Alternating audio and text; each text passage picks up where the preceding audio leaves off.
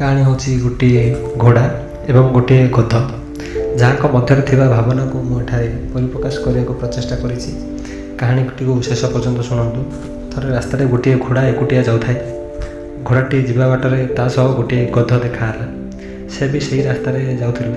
ଦୁହିଁଙ୍କର ଗନ୍ତବ୍ୟସ୍ଥଳ ଅଲଗା ଥିଲା, କିନ୍ତୁ ରାସ୍ତା ଗୋଟିଏ ଥିଲା। ତେଣୁ ସେମାନେ କଥା ହୋଇ ଯିବାରେ ଲାଗିଲେ। ଗଧଟି ରାସ୍ତାରେ ଗୋଟିଏ କାଉକୁ ଦେଖିଲା ଏବଂ ଘୋଡ଼ାକୁ କହିଲା, ବନ୍ଧୁ, କାଉ କେତେ ଧଳା ହୋଇଥାଏ ନା?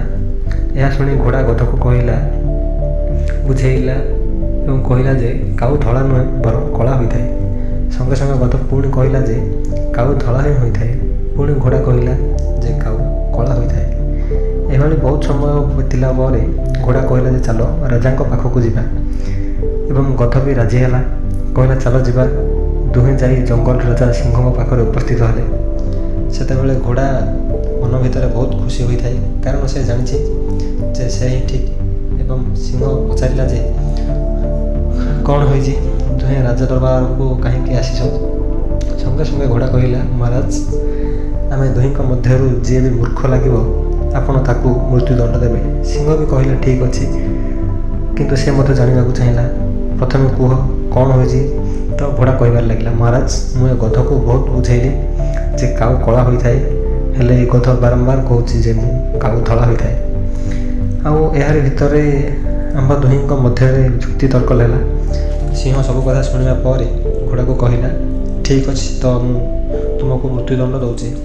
ସେତେବେଳେ ଘୋଡ଼ା ଆଚମ୍ବିତ ହୋଇ ଭୟରେ କହିଲା, ମହାରାଜ, ମୁଁ ତ ଠିକ୍ କହୁଛି। ସେତେବେଳେ ସିଂହ କହିଲା, ଆରେ ମୂର୍ଖ, ତୁ ହିଁ ଥିଲୁ ଯିଏକି ଗୋଟିଏ ଗଧ ସହ ଯୁକ୍ତି ତର୍କ କରିଲୁ। ଯେତେବେଳେ ତୁ ଜାଣିଛୁ ଯେ ସେ ହେଉଛି ଗୋଟିଏ ଗଧ, ତୁ ତାହା ସହ ଯୁକ୍ତି କାହିଁକି କଲୁ? ତାକୁ ହଁ କରିକି ସେଠାରୁ ଚାଲି ଯାଇ ପାରିଥାନ୍ତୁ।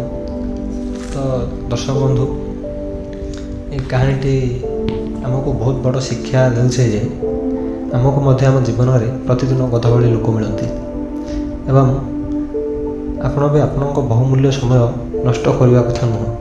ଯଦି ଆପଣ ବି ଘୋଡ଼ା ଭଳି ଗଧ ସହ ଯୁକ୍ତି କରିବାରେ ଲାଗିବେ, ତାହେଲେ କ୍ଷତି ଆପଣଙ୍କର ହିଁ ହେବ। ଆପଣଙ୍କୁ ଆପଣଙ୍କ ଲକ୍ଷ୍ୟଠୁ ଧ୍ୟାନ ହଟାଇବା ପାଇଁ ବହୁତ ଲୋକ ମିଳିବେ, ଯେଉଁମାନେ କି ପୂର୍ବରୁ ହିଁ ବହୁତ ଲୋକଙ୍କ ଜୀବନ ବର୍ବାଦ କରିସାରିଥିବେ। ଆପଣଙ୍କୁ ସେହି ଲୋକଙ୍କ କଥାରେ ଧ୍ୟାନ ନ ଦେଇ ନିଜ ଲକ୍ଷ୍ୟ ଆଡ଼କୁ ବଢ଼ିବାର ଅଛି। ଯଦି କାହାଣୀଟି ଭଲ ଲାଗିଥାଏ ତାହେଲେ ଭିଡ଼ିଓଟିକୁ ଲାଇକ୍ କରନ୍ତୁ, ଚ୍ୟାନେଲକୁ ସବସ୍କ୍ରାଇବ୍ କରନ୍ତୁ ଏବଂ ସାଙ୍ଗମାନଙ୍କ ସହ ସେୟାର କରନ୍ତୁ। ଧନ୍ୟବାଦ।